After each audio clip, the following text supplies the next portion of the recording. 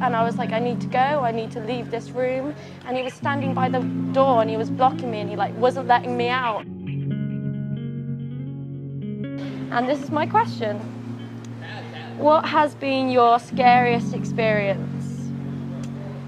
Well, so I was working in this hostel in Vietnam, and I was like going out doing all the pub crawls and stuff. And one night it was 4:20, so everybody was smoking weed. And I met this really cool, like a boy and a girl. They were friends from back home.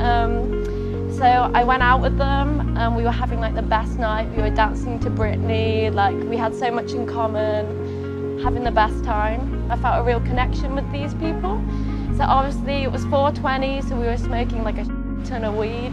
I was high as anything, and when we were in the club, they were like, do you want to come back to our hotel room?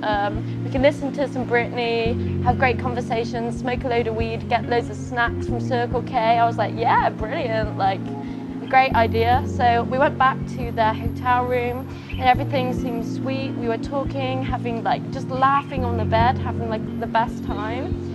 And then things kind of just got a little bit seedy, like, so the guy kept on talking about all of these weird sexual experiences that he had, like freaky. He had sex with like a police officer at a festival or whatever. And I was like, okay, yes, you know, I'm no judgment here, I'm a traveler.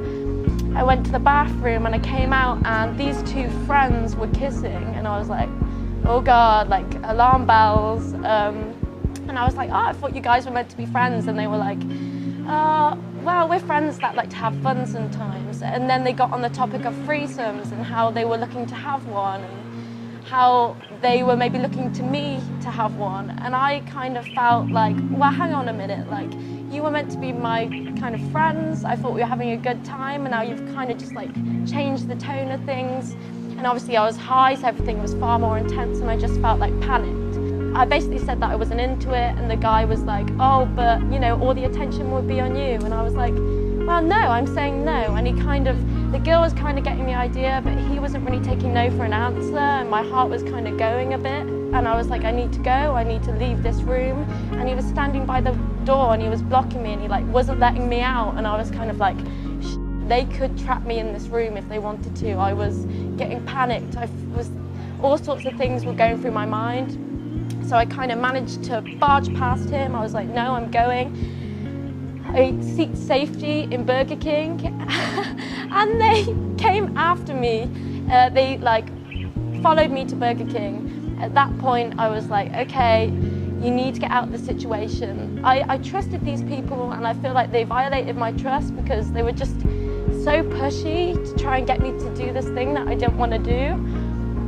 So I left Burger King, did a little jog to my hostel and made it to safety, but I just felt, I don't know, I feel like you have to take people with a pinch of salt sometimes, even though you want to trust everybody, but it's kind of, you need to have your wits about you sometimes, and you need to, it's hard because you don't want to have your guard up, but especially a girl alone traveling.